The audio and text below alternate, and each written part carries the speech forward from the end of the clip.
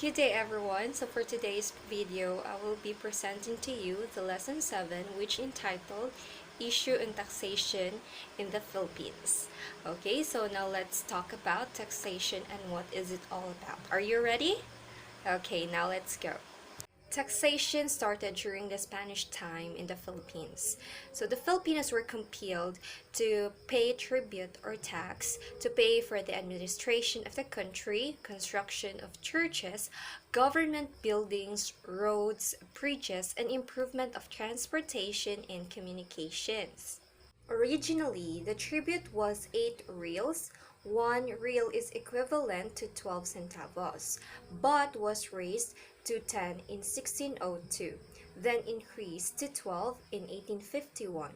Those who were required to pay taxes were individuals from 16 years old to 60 years old, unmarried men over 20 years old, and unmarried women or woman over 25 years old paid half of the imposed tribute.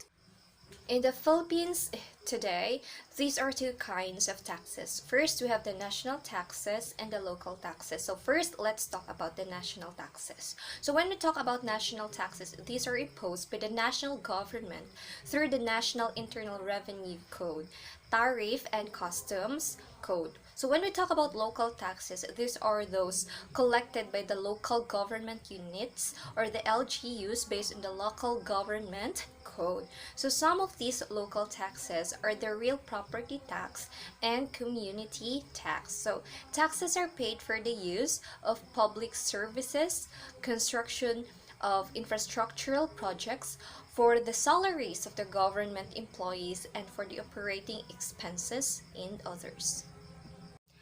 But some lawmakers have branded the tax proposals heartless and anti-poor because of, say, the planned increase on fuel taxes. So others have also questioned their certain spending items in the General Appropriations Act of 2017, so that do not merit additional revenues the tax reform will yield. Oh, I know a lot of you are gonna ask this question. What is the importance of taxation? So, the most important purpose of taxation is to raise resources for governments to deliver essential public services. Taxes pay for many of the things that are fundamental to functioning societies around the world, such as healthcare, schools, and social services. Is tax avoidance legal in the Philippines? In the Philippines, tax evasion is clearly made illegal by our laws. The legality of tax avoidance, however, is a gray area. There seems to be no categorical prohibition on tax avoidance under the Philippine laws.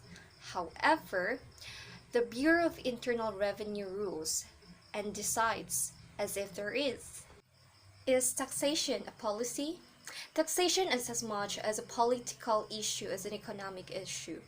Political leaders have used tax policy to promote their agendas by initiating various tax reforms, decreasing or increasing tax rates, changing the definition of taxable income, creating new taxes on specific products, and so forth. What is not paying taxes called? Tax evasion is an illegal activity in which a person or entity deliberately avoids paying a true tax liability. Those caught evading taxes are generally subject to criminal charges and substantial penalties. To willfully fail to pay taxes is a federal offense under the Internal Revenue Services or Service or IRS tax code. Why are taxes important to an economy? Taxes are crucial because governments collect this money and use it to finance social projects. Without taxes, government contributions to the health sector would be impossible. Taxes go to funding health services such as social health care, medical research, and social security, and etc. Now, what is taxation and its purpose? Taxation is imposition of compulsory levies on individuals or entities by governments in almost every country of the world. Taxation is used primarily to raise a revenue for government expenditures, though it can serve other purposes as well. How does tax affect the Filipino entrepreneurs? The higher the tax rate, the more capital is taken out of the hands of the entrepreneur, of course, and into the hands of the government. Therefore, theory holds that higher tax rates leave entrepreneurs with less money, of course, to reinvest in their businesses, leading to less job creation. Taxes has also the disadvantages and advantages. So let's talk about first the advantages, of course. First, we have the money to fund public infrastructure projects, better public education, children facilities, improvements in public transportation, better healthcare. Technological progress can be accelerated. Income tax usually increases with the income of a person. Assurance of security. Politicians have to be paid. Court systems has to be financed.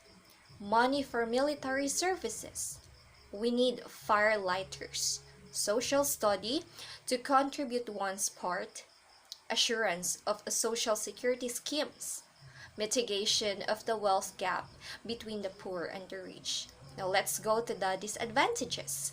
People have less money to spend, less overall savings in bank accounts, investments for the future might suffer, taxes may discourage people to work hard, people may try to avoid tax payments, tax schemes may be considered to be unfair. Big corporations often try to avoid paying taxes.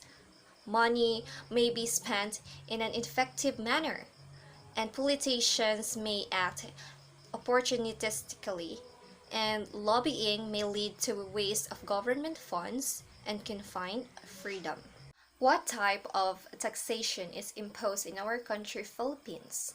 There are four main types of national internal revenue taxes. First, we have income, indirect, value added, and percentage taxes. Next is excise tax and documentary stamp taxes, all of which are administered by the Bureau of Internal Revenue or BIR. Now, what is the main purpose of taxation in the Philippines?